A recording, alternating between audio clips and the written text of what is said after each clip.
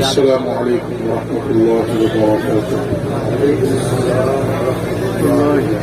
الحمد لله نحمده ونصلي ونسلم على رسوله الكريم، أما بعد. أعوذ بالله من الشيطان الرجيم، بسم الله الرحمن الرحيم.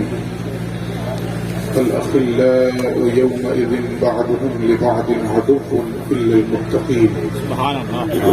يا عباد لا خوف عليكم ولا أنتم تحزنون الذين آمنوا بآياتنا وكانوا مسلمين ادخلوا الجنة أنتم وأزواجكم تحبرون. سبحان الله.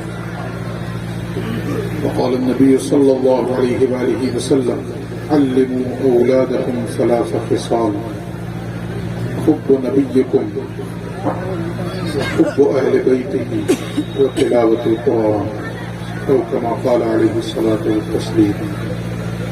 آمنت بالله ورسوله، صدق الله مولانا العظيم وصدق رسوله النبي الأمين الكريم، ونحن على ذلك لمن الشاهدين والشاكرين، والحمد لله رب العالمين.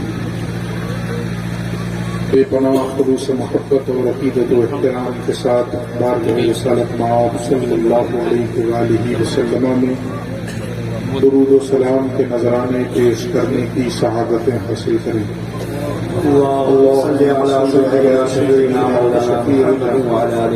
مولانا محمد وعلى آل محمد بعدد كل حسنه وجماله وبارك وسلم. مولاي صل وسلم دائما أبدا على حبيبك خير الخلق كلهم. الصلاة والسلام عليك يا رسول الله وعلى آلك وأصحابك يا حبيب الله. آپ جانتے ہی ہیں کہ آج کی یہ محفل خواجہ خواجگاں فخر کون و مقام حضرت خواجہ معین الدین چشتی اجمیری رحمۃ اللہ علیہ کے نام سے منسوب ہے. ان کی یاد میں یہ محفل سجائی گئی ہے اور اسی یاد کے حوالے سے بڑی خوبصورت اور مدلل گفتگو مجھ سے پیش کر حضرت علامہ ڈاکٹر محمد احمد نعیمی صاحب قبلہ نے آپ سے فرمائی.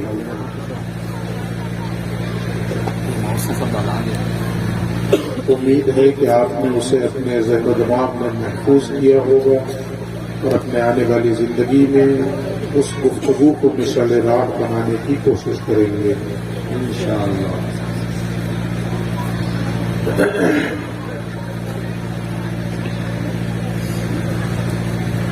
آج کے اس پروگرام کی روحانی سرپرستی فرما رہے ہیں حضور قاضی اہل سنت حضرت علامہ الحاج شاہ مفتی محمد میاں ثمر کوہلی علیہ الرحمۃ والرضوان. اور زینت بزم اور رونق محفل کی حیثیت سے آج کی اس بزم میں تشریف لائے ہوئے ہیں شہزادہ حضور قاضی اہل سنت حضرت شاہ پروفیسر اسید صاحب قبلہ دامت برکاتہم العالیہ. انشاءاللہ العزیز وہ بہت جلد یہاں تشریف لائیں گے. آپ حضرات ان کی زیارت سے مشرف ہوں گے، اپنے ایمان میں اضافہ کریں گے اور جو نسبت پیر و مرشد حضور قاضی اہل سنت دہلی سے ہے اس نسبت میں مزید تقویت پیدا کرنے کی کوشش کریں گے.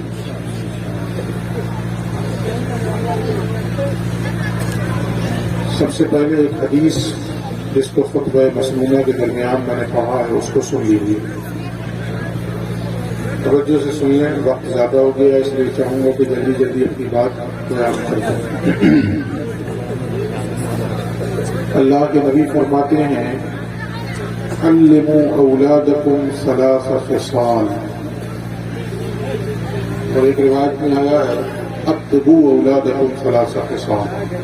دونوں کا مفہوم ایک ہی ہے، مطلب ایک ہی ہے. کیا ہے؟ اپنے بچوں کو 3 عادتیں ضرور سکھاؤ. یہ نبی فرما رہے ہیں.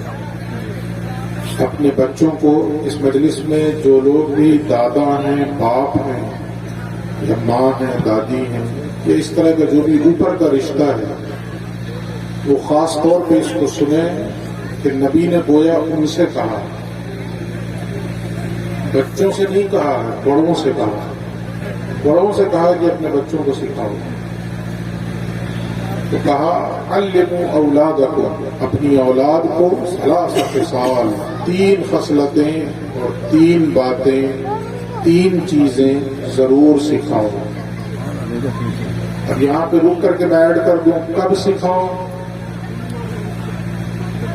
جب 20 سال کا ہو جائے تب اپنے لڑکوں اور لڑکیوں کو یہ باتیں کب سکھاؤ؟ جب وہ جوانی کی دہلیز پہ قدم رکھ دیں تو نہیں۔ جس زمانے میں ہم اپنے بچوں کو A فور ایپل سکھاتے ہیں اور B فور بال سکھاتے ہیں، اسی زمانے میں نبی کے فرمان کے مطابق یہ 3 باتیں سکھانی ہیں۔ آج جو فتنے رونما ہو رہے ہیں، ہمارے لڑکے بھی اور لڑکیاں بھی جوانی کی دہلیز پہ قدم رکھتے ہی ان کے قدم گناہ کی طرف چل پڑتے ہیں، اور بسا اوقات تو اتنی گمبھیر صورتحال اور اتنی بھیانک صورتحال پیدا ہو جاتی ہے کہ ہماری بچیاں غیروں کے ساتھ راہ فرار اختیار کرتی ہیں، اور اس کے بعد ہائے توبہ مچاتے ہیں، ماتم کرتے ہیں۔ جب سکھانے کی چیز تھی، جس عمر میں سکھانا تھا اس عمر میں تو ہم نے سکھایا نہیں۔ بچوں کو پیسے پہچاننا ہم سکھا دیتے ہیں کہ یہ 10 کا نوٹ ہے، یہ 20 کا ہے، یہ 100 کا ہے، یہ 50 کا ہے۔ بچہ اس میں تمیز کر لیتا ہے کہ نہیں کر لیتا ہے؟ چھوٹے بچے موبائل چلانا سیکھ لے رہے ہیں کہ نہیں سیکھ لے رہے ہیں؟ تو نبی کے فرمان کے مطابق اگر ہم سکھانے کی کوشش کریں گے تو یہ 3 چیزیں بھی ضرور سیکھیں، بشرطے کہ ہم سکھانے کی کوشش کریں۔ ہم تو سکھاتے ہی نہیں، ہمیں آرزو یہ رہتی ہے کہ ہمارا بچہ ہمیں ڈیڈی بولے، پاپا بولے، ماں کو بھی آرزو رہتی ہے کہ ماما بولے، ممی بولے، اور جو چیز سکھانے کا حکم دیا گیا وہ نہیں سکھاتے۔ تو سننا چاہیں گے وہ 3 چیزیں کیا ہیں؟ بولیے ذرا۔ علماء تو جانتے ہی ہیں، آپ بولیے نا۔ حضور فرماتے ہیں 3 باتیں اپنی اولاد کو ضرور سکھاؤ، اور وہ 3 باتیں کیا ہیں؟ تو سب سے پہلی چیز پیغمبر فرماتے ہیں حب نبی کے کن، اپنے نبی کی محبت سکھاؤ۔ سبحان اللہ، سبحان اللہ۔ چھوٹا ہو اسی عمر میں سکھاؤ، بتاؤ اسے۔ آج بڑے دکھ کے ساتھ یہ کہنا پڑ رہا ہے کہ ہمارے نوجوانوں سے پوچھ لیجئے کہ ہمارے نبی کی شان بتاؤ، تو اسے سوائے اس کے اور کچھ نہیں معلوم ہے کہ لا الہ الا اللہ محمد رسول اللہ، نہیں پتا اس سے آگے اسے۔ بہت زیادہ معلوم ہوگا اسے تو ہمارے نبی کے والد کا نام کیا تھا، والدہ کا نام کیا تھا، دادا کا نام کیا تھا، دادی کا نام کیا تھا، بس نانا نانی بھی ہے یا نہیں ایسا؟ جی، اسے نبی کا مرتبہ ہی نہیں معلوم، نبی کی شان ہی نہیں معلوم، نبی کی عظمت ہی نہیں معلوم۔ محبت بعد میں پیدا ہوتی ہے، پہلے عظمت جاننا پڑتا ہے۔ جی، جس کی عظمت سمائے گی دل و دماغ میں تب نہ محبت ہوگی۔ جی، عظمت ہی نہیں ہوگی تو محبت کہاں سے ہوگی؟ دیکھیے، جس کی عظمت کا پتہ چل جائے کہ فلاں منتری ہے، فلاں ڈی ایم ہے، اس کی عظمت کا پتہ چلا نا، تو اب اس سے نسبت پیدا کرنے کی آرزو ہوتی ہے، ہوتی ہے کہ نہیں ہوتی؟ جی، تعلق پیدا کرنے کی آرزو پیدا ہو جاتی ہے کہ نہیں سینے کے اندر؟ پہلے اس کی عظمت کا پتہ چلا۔ اچھا، اگر عظمت معلوم ہی نہ ہو، رکشہ چلا رہا ہو تو دوستی کرنا چاہیں گے؟ تھوڑا تھا تو کسی سے تعلق انسان کا بعد میں ہوتا ہے، پہلے اس کی عظمت پیدا ہوتی ہے۔ جب عظمت سمجھ میں آئے گی تو تعلق خود بخود پیدا کرنے کی فکر پیدا ہوگی۔ تو ہماری ذمہ داری یہ ہے کہ ہم پہلے نبی کی عظمت بتائیں، کہ ہم جس نبی کا کلمہ پڑھتے ہیں ان کی شان کیا ہے، ان کا مرتبہ کیا ہے، ان کا مقام کیا ہے، وہ کب بتائیں، کب سکھائیں۔ جب بچہ دسترخوان پہ بیٹھے کھانے کے لیے، اپنے ساتھ اسے بٹھائیں، وہ جس چیز کی فرمائش کرے اسے دیں، اس کی فرمائش کا احترام کریں. لیکن اگر اس نے اچھی چاکلیٹ کی فرمائش کی, اچھی مٹھائی کی فرمائش کی, اچھے کھانے کی فرمائش کی, اسے لا کر دیں, مگر کھلانے سے پہلے بتائیں کہ بیٹا یہ جو کچھ نعمت کھا رہے ہو محمد عربی کا صدقہ کھا رہے ہو. ایک کیوریسی پیدا ہوگی, ایک جگیاسا پیدا ہوگی کہ جانے کہ محمد عربی ہے کون جن کے صدقے میں یہ نعمت مل رہی ہے. جی کیا بات ہے. اب وہ بچہ خود پوچھے گا کہ ابا محمد عربی ہے کون, اب آپ بتانا شروع کر دیے. لیکن یہاں تو پتا یہ ہے کہ ابے کو نہیں معلوم ہے تو بیٹا کو کیا بتائے. جی سیدھی سی بات تو یہی ہے نا. جی اگر ہمیں مکتب ہو ہمیں ملا کار ٹکلا تمام خواہش سے, جب ایسے ہی مکتب ہو اور ایسے ہی ملا ہو تو بچوں کا کام تو تمام ہو ہی جائے گا. جب ایسے باپ ہوں گے جنہیں خود نہیں پتا جس نبی کا کلمہ پڑھ رہے ہیں ان کی عظمت کیا ہے, ان کا مقام و مرتبہ کیا ہے, تو وہ اپنی اولاد کو کیا سکھائیں.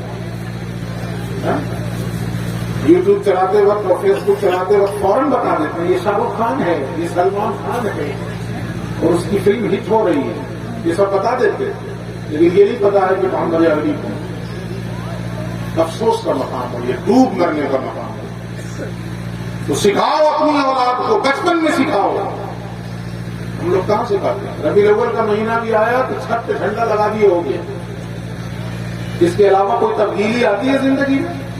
کچھ نہیں. کم سے کم ربیع الاول شریف کے مہینے میں ہی تبدیلی لے آؤ بھائی, تاکہ بچوں کو پتا تو چلے نا. اس کو کیا سمجھ میں آئے گا اس جھنڈے کی اہمیت. ربیع الاول کا چاند نکل جائے, گھر کے اندر ایک ماحول بنائیے, دسترخوان پہ بیٹھیں, لقمہ حلق میں اتارنے سے پہلے یہ فکر خود اپنے اندر بھی پیدا کریں اور اپنی نسلوں کے اندر بھی منتقل کریں کہ لقمہ بعد میں حلق سے اتارنا, پہلے 10 مرتبہ اپنے نبی پر درود پڑھو, اس لیے کہ یہ نبی کی آمد کا مہینہ. سبحان اللہ سبحان اللہ. یہ وہ چیزیں جس سے دھیرے دھیرے جو ہے نبی کی عظمت دل و دماغ میں سماتی چلی جائے.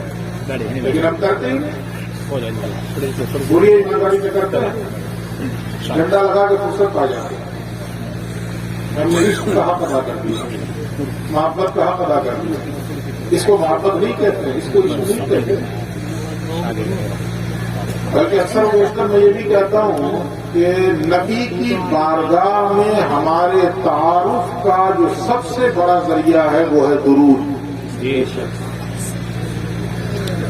کیا کہا میں نے؟ نبی کی بارگاہ میں ہمارے تعارف کا سب سے بڑا ذریعہ کیا ہے؟ درود. ہم جھنڈا لگا دیں گے تو ہمارا تعارف نہیں ہو جائے گا نبی کی بارگاہ میں. جی. لیکن اگر ہم نے درود پڑھا تو حدیث میں آتا ہے کہ ایک فرشتہ اسی لیے مقرر کیا گیا ہے کہ حضور کا کوئی بھی امتی دنیا کے کسی کونے سے بھی اپنے نبی پر درود پڑھے تو اس فرشتے کی ڈیوٹی ہی یہی ہے کہ وہ درود کو لے اور مصطفیٰ کی بارگاہ میں پڑھنے والے کے نام کے ساتھ پہنچائے. سبحان اللہ سبحان اللہ. تو اسی سے تعارف ہوگا نا, ہمارا وہاں تعارف ہوگا, ہماری وہاں پہچان ہوگی کہ میں کون ہوں. اربوں خربوں امتی ہیں رسول اللہ کے, لا تعداد امتی ہیں رسول اللہ کے. ان لا تعداد امتیوں میں تعارف کا یہی تو ایک ذریعہ ہے. درود پڑھیے تعارف ہو گیا, نام چلا گیا. لیکن یہ نہیں کرتے. جلوس میں اچھل اچھل کے نعرہ لگائیں گے, ظہر کی نماز غائب کر دیں. جی ہے یا نہیں؟ یہی حقیقت ایسا ہی ہے. 4 ہاتھ اوپر کو دیں گے, ڈی جے بجاتے رہیں, ہاں وہ فکس کر دیں گے. عجیب عجیب انداز میں جو ہے نعتیں چلتے, پیچھے تو ہو کی آواز آتی رہتی ہے. تو سوچتے ہیں کہ عشق کی ہم نے انتہا کر دی, ظہر کی نماز غائب. ہوتا ہے کہ نہیں ہوتا ہے؟ تو پہلی چیز جو سکھانے کی ہے وہ کیا ہے؟ حب نبی کے کم, اپنے نبی کی محبت سکھاؤ. سمجھ گئے اتنا؟ اور آگے فرماتے ہیں دوسری چیز نبی کی آل کی محبت سکھاؤ. جی سبحان اللہ. اہل بیت اطہار کی محبت سکھاؤ, نبی کے گھر والوں کی محبت سکھاؤ. جن کے نام کی مجلس ہے وہ کون تھے؟ آل نبی. خواجہ غریب نواز آل ہے رسول اللہ، دونوں طرف سے، باپ کی طرف سے بھی اور ماں کی طرف سے بھی، حسنی بھی ہیں اور حسینی بھی ہیں۔ تو سکھایا ہم نے اپنے بچوں کو نبی کی آل کی محبت، وہ بھی نہیں سکھایا۔ اور اس کے بعد ماتھا پیٹیں گے کہ ہمارا بیٹا نکل گیا، جب سکھانے کی عمر تھی تب تو سکھائے نہیں، تو نکلے گا نہیں۔ یہ تو ہر باپ کی ذمہ داری بنتی ہے نا، اور ہماری بھی ذمہ داری بنتی ہے کہ ہم بیسک چیزیں بتائیں، بنیادی چیزیں بتائیں، جڑ بتائیں۔ ابھی جڑ کے قریب ہوئے نہیں تو شاخ پہ بیٹھنے کے چکر میں جی تو ہوگا کیا؟ یہ ہماری بھی ذمہ داری ہے۔ تو پہلی چیز نبی کی محبت سکھاؤ، اور دوسری چیز نبی کی آل کی محبت سکھاؤ۔ اور یہاں بھی بتا دوں میں، آل کی محبت کب پیدا ہوگی؟ پہلے عظمت بتاؤ۔ یہ ہماری ماں بہنیں بیٹھے ہیں، ان کے سامنے نام تو ہم لوگ بڑی محبت سے رکھتے ہیں، کنیز فاطمہ جی رکھ دیتے ہیں کہ نہیں؟ بیٹی ہوئی گھر میں مولانا صاحب سے واٹس ایپ کی، امام صاحب نام بتائیے، امام صاحب نے نام بتا دیا کنیز فاطمہ۔ کچھ اس کا معنی کیا ہے؟ امام صاحب نے بتا دیا فاطمہ کی باندی، فاطمہ کی لونڈی، فاطمہ کی نوکرانی۔ ہاں ماشاء اللہ، ہاں ہماری بیٹی کا یہی نام رہے گا، کنیز فاطمہ۔ اور وہ بچی بڑی ہو گئی، اس سے پوچھئے تمہارا نام کنیز فاطمہ ہے تو فاطمہ کون ہے؟ نہیں جانتا۔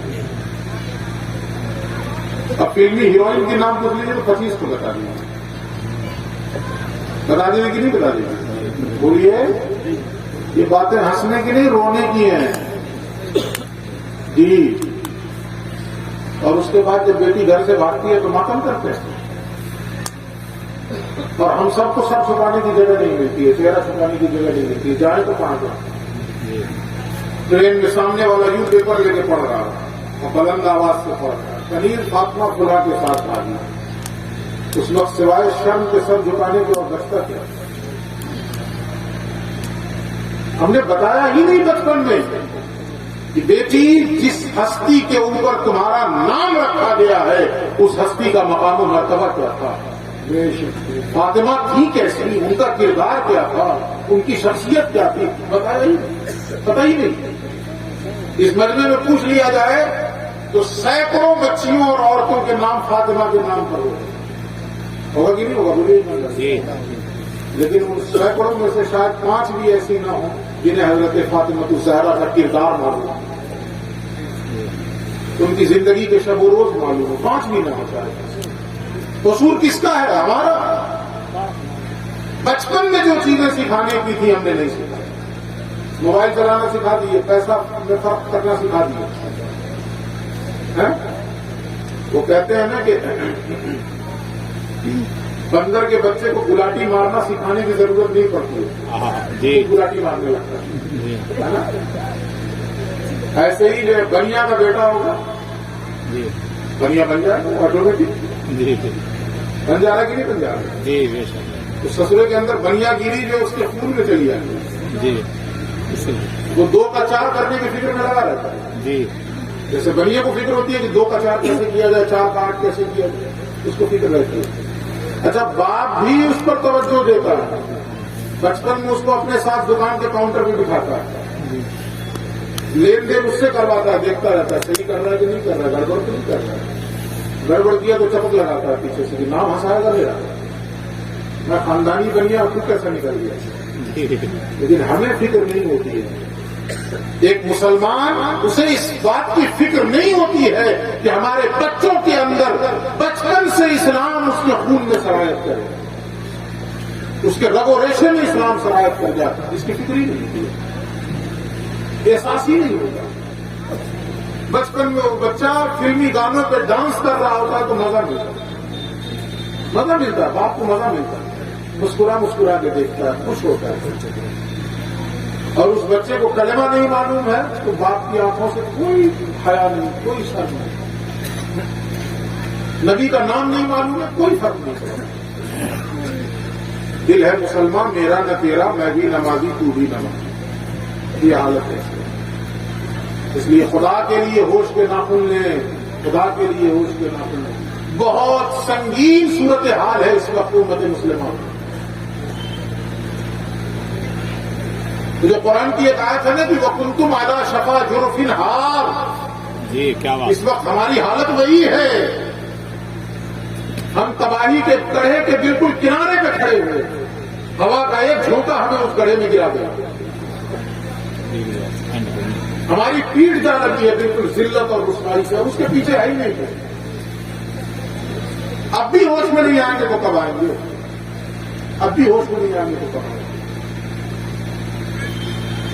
یہ حالات ایسے ہیں کہ ان حالات میں خالی افسوس کرنا نہیں ہے اور دوسروں کو بد دعا نہیں دیجیے کہ اس کی حکومت چلی جائے، وہ سرکار میں نہ رہے، فلاں کی سرکار بن، اس سے کیا ہوتا ہے؟ اس موقع کو غنیمت سمجھیے. وہ جو علامہ اقبال نے کہا کہ مسلمان کو مسلمان کر دیا طوفان مغرب نے. جی کیا بات ہے. ہم ان حالات کو اس طرح سے لیں کہ انہوں نے ہمیں جگا دیا ہے اور ہمیں بتا دیا ہے کہ تمہاری عزت اور تمہارا وقار اگر کسی چیز میں ہے تو وہ محمد عربی کے دامن میں. سبحان اللہ. جتنا جلد ہو سکے اس دامن سے وابستہ ہو جاؤ. امام مالک نے کہا تھا اور حضرت عمر نے بھی کہا تھا. حضرت عمر نے کیا کہا تھا؟ ہم ذلیل لوگ تھے، ہماری کوئی عزت نہیں تھی، ہماری کوئی حیثیت نہیں تھی. اللہ رب العزت نے ہمارے درمیان اپنا پیغمبر بھیج دیا. اس پیغمبر کے دامن سے وابستگی نے ہماری عزتیں بڑھائی. سبحان اللہ. اور پھر مزید فرماتے ہیں قیامت تک اگر عزت ملے گی تو اسی دامن سے وابستگی ملے گی. اگر ہم عزت چاہتے ہیں تو پھر سے پلٹیں. جی اپنے نبی کی محبت سکھائیں اپنے بچوں کو اور اپنے نبی کی آل کی محبت سکھائیں. اور محبت سے پہلے پھر ریپیٹ کر دوں وہ بات، عظمت بتائیں. جب عظمت کا اندازہ ہوگا تو محبت آٹومیٹک پیدا ہوگی. اور تیسری چیز پیغمبر فرماتے ہیں وہ تلاوت القرآن، اور اپنے بچوں کو قرآن کی تلاوت سکھائیں. قرآن کی تلاوت سکھائیں. میں کبھی نہیں کہتا کہ ذرا ہاتھ اٹھا کے بتائیے، اس لیے کہ اتنے افسوس کا مقام ہوگا کہ شاید ہاتھ کیک ہو جائے، اس لیے نہیں کہتا کہ ہاتھ اٹھا کے بتائیے. ایک عمومی بات کہہ دے رہا ہوں. سب لوگ اپنے اپنے اندر جھانک کر دیکھ لیجئے. اس مجمع میں ہزاروں لوگ موجود ہیں، سینکڑوں گھروں سے آئے ہوئے لوگ موجود ہیں. پوری ایمانداری سے بتا دیجیے ان سینکڑوں گھروں میں سے کتنے گھروں میں قرآن حکیم کی تلاوت ہوتی ہے؟ جائزہ لے لیجیے. ہم نے اپنے گھروں کو قبرستان بنا کے رکھ دیا. تو بھوت کا بسیرا نہیں ہوگا تو اور کیا ہوگا؟ جی ہمارے گھروں کے قریب سے کوئی گزر جائے تو کیا پتا چلے گا کہ اہل ایمان کا گھر ہے؟ ایک دور وہ بھی تھا کہ غیر لکھتے ہیں، غیر مسلم نہیں، غیر مسلم لکھتے ہیں کہ جس گھر سے پانی زیادہ بہ کے آتا تھا ہم سمجھ جاتے تھے کہ مسلمان کا گھر ہے. مطلب کیا ہوا اس کا؟ اس لیے کہ مسلمان ہی صفائی اور ستھرائی کا زیادہ اہتمام کرتا ہے. جی بے شک. وہ وضو کرتا ہے، وہ غسل کرتا ہے. دوسری قومیں تو نہاتی بھی نہیں تھی. جی تو جس گھر سے پانی زیادہ نکل کے آ رہا ہم سمجھ جاتے تھے کہ مسلمان کا گھر ہے. آج حالت کیا ہے؟ ایک بزرگ ہیں جنہوں نے اپنی والدہ سے کہا کہ امی جان آپ کا جو حق ہے میرے اوپر اس کو معاف کر دیجیے اور مجھ کو آزاد کر دیجیے تاکہ میں اللہ کا حق ادا کروں. تو ان کی والدہ نے کہا ٹھیک ہے جاؤ، میں نے آزاد کر دیا تمہیں. تو وہ چلے آئے جنگل میں، اللہ اللہ کرتے رہے، اللہ اللہ کرتے رہے. 12 سال کے بعد اپنے گاؤں سے گزرے تو سوچا کہ امی جان سے ملاقات کروں. تو اپنے گھر کے پاس آئے تو رات کا وقت تھا. سوچا کہ دروازہ کھٹکھٹاؤں. پھر دل میں خیال آیا کہ 12 سال سے کوئی خدمت تو کیا نہیں اور ابھی نیند خراب کروں، یہ تو اور جرم ہوگا. تو کہا یہیں انتظار کروں گا. جی دروازہ نہیں کھٹکھٹاؤں گا تاکہ ماں کی نیند میں خلل نہ ہو. تو انتظار کرنے لگے. جب پانی بہ کے باہر نکلا تو دروازہ کھٹکھٹایا. وہ پانی کیوں بہ کے باہر نکلا؟ تہجد کے وقت ان کی والدہ اٹھی, انہوں نے وضو کیا تو پانی بہ کے باہر نکلا, تو یہ سمجھ گئے کہ میری والدہ جگ گئی ہے, دروازہ کھٹکھٹایا. آج کے زمانے میں اگر کوئی وضو کے انتظار میں بیٹھا رہے تو شاید پوری زندگی بیٹھا رہ جائے. ہماری ماں بہنیں وضو کب کرتی ہیں؟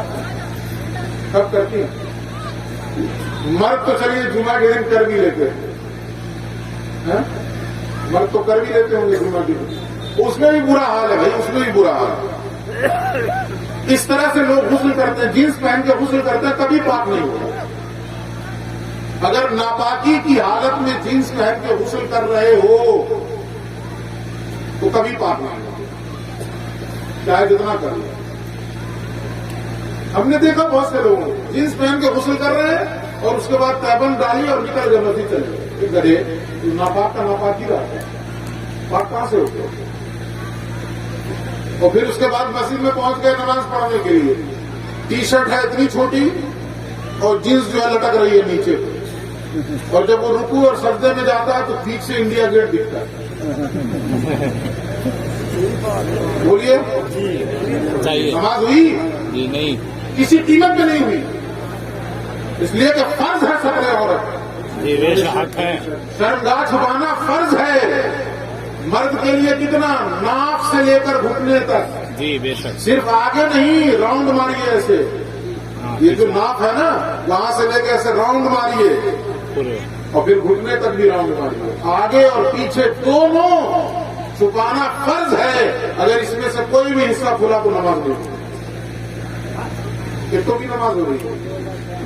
جو نوجوان لڑکے ہیں جو جینس پہن رہے ہیں, عجیب صورت حال ہے, شرٹ اوپر کو ہو رہی ہے اور پینٹ پیچھے کو ہو رہی ہے. عجیب معاملہ ہو رہا ہے کہ نہیں ہو رہا؟ جی بے شک. اور اس فیشن میں اتنے اندھے ہو گئے کہ ایک دن توفیق ملی مسجد آنے کی, وہ بھی ہم نے نماز اپنی خراب. نہ ہمارا غسل صحیح ہوا, نہ وضو صحیح ہوا, نہ نماز صحیح ہوا. جی, اور ماں بہنوں کو تو چھوڑ دیجیے, ان کا تو ماشاء اللہ صبح بھی معافی. صورت حال کتنی سنگین ہوگی. تو اگر کوئی انتظار کرے نا, آج کا کوئی بیٹا کی وضو کرے گی اماں, تو پھر ان کے مرنے کا انتظار کرنا پڑے گا کہ لوگ کرائیں گے تب پانی آئے گا تب ہم اندر جائیں گے. جی یہ حالت ہے. پہلے زمانے میں ہوتا یہ تھا, خود ہم لوگ اپنے گھروں میں یہ دیکھتے تھے, اب ہمارے گھروں میں بھی وہ چیز نہ رہی کہ ہم لوگوں کی آنکھ کھلتی تھی کب؟ جب کان میں تلاوت کی آواز جاتی تھی تب. جی, گھر کے بڑے بھی اور گھر کی عورتیں بھی باضابطہ قرآن کریم کی تلاوت کیا کرتے تھے اور کیا کرتے تھے. آج وہ صورتحال ہے. مجھے معافی کے ساتھ یہ کہنا پڑ رہا ہے, ہم عالم ہو گئے لیکن ہمیں بھی قرآن کی تلاوت سے وہ رغبت نہ رہی. بے شک ہے. مجھے یہ دکھ کے ساتھ کہنا پڑا. ہم صبح اٹھ کر کے سرانے سے موبائل نکالتے ہیں اور سوشل میڈیا دیکھتے ہیں, اور فجر کی نماز پڑھ کے یا پڑھا کے آ گئے, یہ توفیق نہ ہوئی کہ 2 آیتیں قرآن کی تلاوت کریں. کس قدر دور ہو گئے ہم قرآن سے, کس قدر دور ہو گئے. نبی شفاعت کریں گے نا قیامت میں. شفاعت ہی ہوگی تو ہم بچیں گے, ورنہ عہدے کو جہنم میں ڈال دیا جائے. ہے یا نہیں سچائی؟ سچائی ہے. ان کی شفاعت ہی سے تو ہم بچیں گے نا. جی, لیکن یہ تصویر کا ایک ہی رخ ہے. غلطی یہ ہے کہ ہم لوگ دوسرا رخ دیکھنے کی کبھی کوشش ہی نہیں کرتے. نبی شفاعت بھی کریں گے اور نبی شکایت بھی کریں گے. جی کیا جملہ میں نے کہا, نبی شفاعت بھی کریں گے اور شکایت بھی کریں گے. جس کی شفاعت کر دی مصطفیٰ نے اسے جنت میں جانے سے کوئی نہیں روک سکتا. جی بے حق ہے. اور جس کی شکایت کر دی مصطفیٰ نے اسے جہنم میں جانے سے کوئی نہیں روک سکتا. بے شک. اور شکایت کس کی کریں گے مصطفیٰ؟ سنیے قرآن کی آیت، وقال الرسول یا رب ان قوم اتخذوا هذا القرآن مهجورا۔ کل قیامت کے دن یہ رسول شکایت کریں گے، اے میرے پروردگار، میری اس قوم نے قرآن کو چھوڑ دیا، اللہ اکبر، قرآن کو ترک کر دیا۔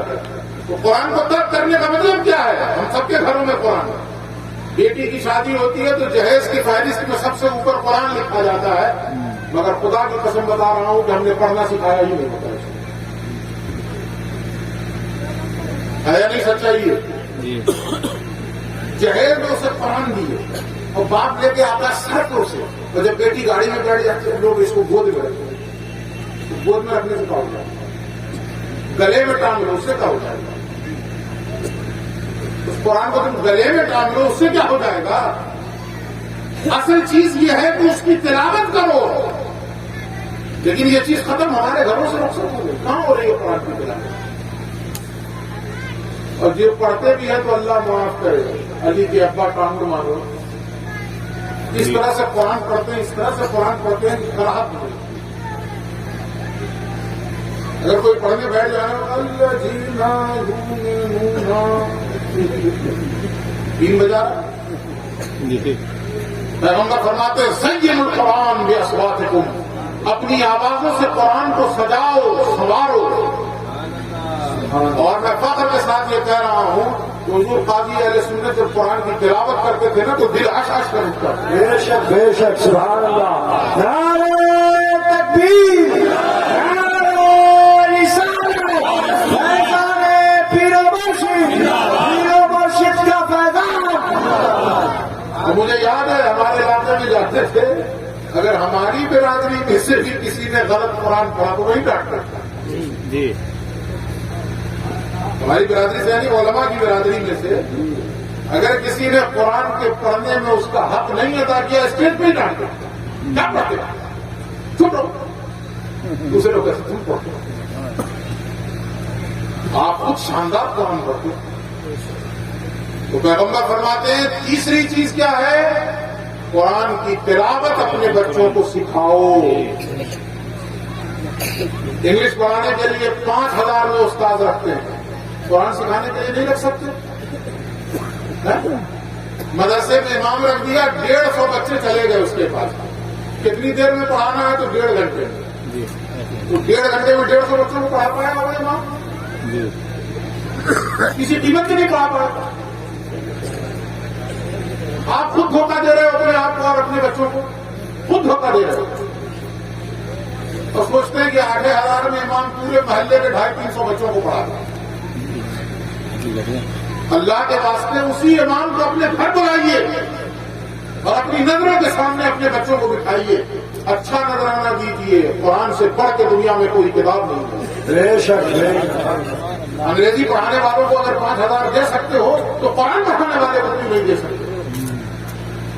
سکھائیے اپنے بچوں کو قرآن کی تلاوت، اور ہم بھی اپنی زندگی کا معمول بنائیں کہ ہم سب، بالخصوص ہم اہل اسٹیج، زندگی کا کوئی دن تلاوت قرآن کے بغیر نہیں گزرنا چاہیے انشاءاللہ۔